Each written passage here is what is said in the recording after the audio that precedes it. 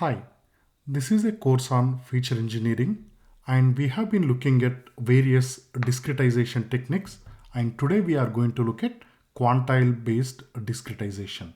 Okay, so let's first understand what's quantiles are, and then we look at how we compute the quantiles for the given data.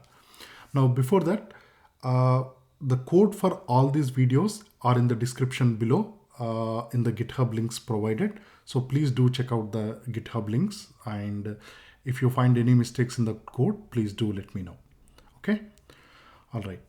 Now let's open this image in Wikipedia so we can view it better. All right. So let's imagine we were given a normal distributed data. So the normal distribution looks something like this. Now we organize the data from low values to high value, going from left to right. Okay, so let's say we have organized the minimum value somewhere here and the maximum value somewhere here, and all the values lie in between with increasing order going from left to right.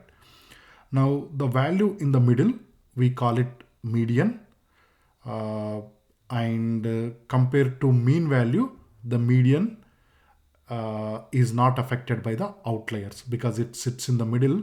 Now what sits here and here does not affect the median value, right? So we know what median value is. Now this Q1, it represents the value below which we will have 25% of the data. For example, let's say we have these 1000 numbers, we organize them. Now Q1 will be a value below which we will have 250 values, and all these 250 values will be lower than the value of Q1. Okay, and similarly Q3 represents a value above which we will have the 25% of the numbers. So the 215 values will be more than Q3 and they will all be sitting here. Okay, now between Q1 and Q3, this range we call interquartile range, and the remaining 50% of the data sit between Q1 and Q3. And within that 50%,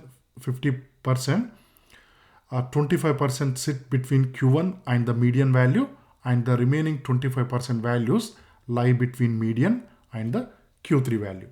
So essentially, we are dividing the data into 4 bins, and each bin will have equal number of the values. Okay, so those are the default quantiles represents. Okay, all right. Let's go back to the code.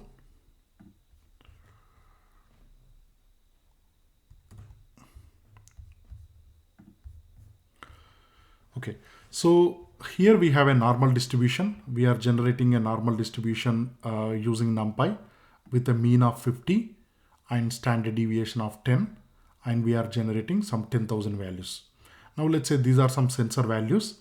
As we know, this these some sensor recordings, they always lie around their the mean value, and the distribution will be a normal distribution with some standard deviation, right? So let's say we have recorded these values at different timestamps. Now let's look at how the raw data is. So here we have the raw data, we have the timestamp, these are the 10,000 values, and we have the sensor value. So the values are somewhere between 10 to, it seems like 90-ish, right? And the mean value will be around 50 because that's what we have used for the normal distribution, and then the standard deviation will be around 10. So the mean will be passing through this and the standard deviation will be around 10. Okay, so here we are looking at the same data as a histogram. So the mean will be somewhere here, it's 50, and the standard deviation is 10. So the standard deviation bit is from 40 to 60, right? That's 2 standard deviation, one on the left, one on the right. Now, so here we are computing the median using this pandas function. So it is close to what we have expected, 49.92, close to 50. Now here we are defining the quantiles. Now the quantile, these are the default quantiles, but they don't have to be always these. I'll show you another example. So here we are going to divide the data into 4 bins, and each bin will have equal number of values. So because we have 10,000 values, now each bin is going to have 2,500 values, right? So for the first quantile, these are the boundaries we set. So the lowest value up to this Q1, which represents the value below which we will have 25% of the data.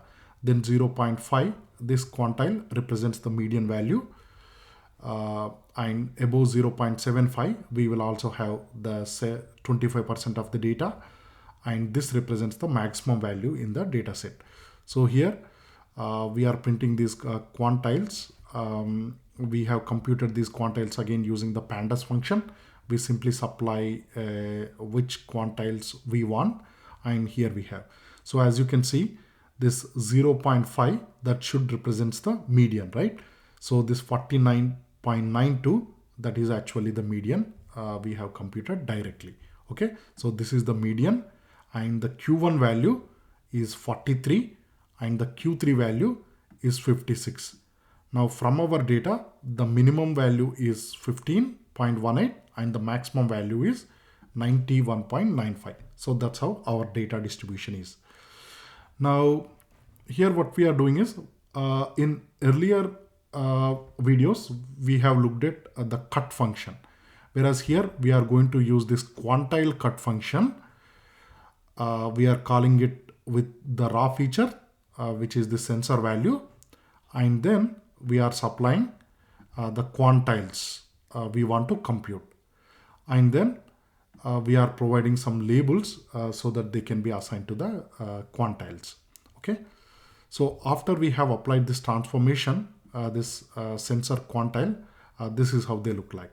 For example, the value 40, it belongs to the first quantile, 44 belongs to the second quantile, because we must have the 25th percentile or Q1, that's at 43, right? So this value belongs to the second quantile. So going back to this picture, so 40 will be lying somewhere here in this region, whereas we have 43 as Q1 and 44 is somewhere here. So that belongs to the second bin. Okay. All right. So that's how we have transformed the data, and then we are just visualizing the data. So here we have the raw data histogram. Again, our values are distributed from somewhere 10 to 90. It's a normal distribution with the mean value 50 and the standard deviation around 10. Now here we are looking at the box plot, which we saw at the top. So this orange one, that represents the median. It's about 50. And this one represents Q1. So there will be 25% of the values, which is 2,500 values between this Q1 and the orange value, which is the median. And similarly, another 25% of the values between the median and the Q3. Now above this Q3, we will have the remaining 25% of the values. Now don't worry about what this and these points are representing. We will discuss that in later videos when we talk more about outliers. Okay. So again, the same histogram. Here we are showing the quantile values. Okay. So this is the median value. This one is Q1. This is Q3. And this is the minimum value. This is the maximum value. So between this minimum value and Q1, we would have 25% of the data. So if you sum the height of all these histograms, that would represent 25% of the data. And between this Q1 and median, we have another 25% of the data. Between median and the Q3, 25%. And the remaining 25% of the data is between Q3 and the maximum value, which is what we are seeing here. So basically, we have divided this data into 4 bins using the quantiles, so that each bin will have equal number of the values we have. Okay. So as I mentioned before, these quantiles, so those are the default quantiles, the 25th percentile, 75th percentile. But we don't necessarily have to divide the data into those default quantiles. We can divide them into the custom quantiles as well. So here we are dividing the data into 5 bins instead of 4 bins, with each quantile representing about 0.2 or 20% of the data. Okay, so this time we are going to have 5 bins. Now we are looking at the same plot, so these two plots are the same, whereas here now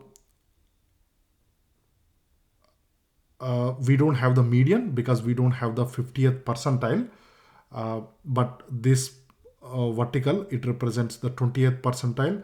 This is 40th, this is 60th, and this one is the 80th, and this one would be the maximum value.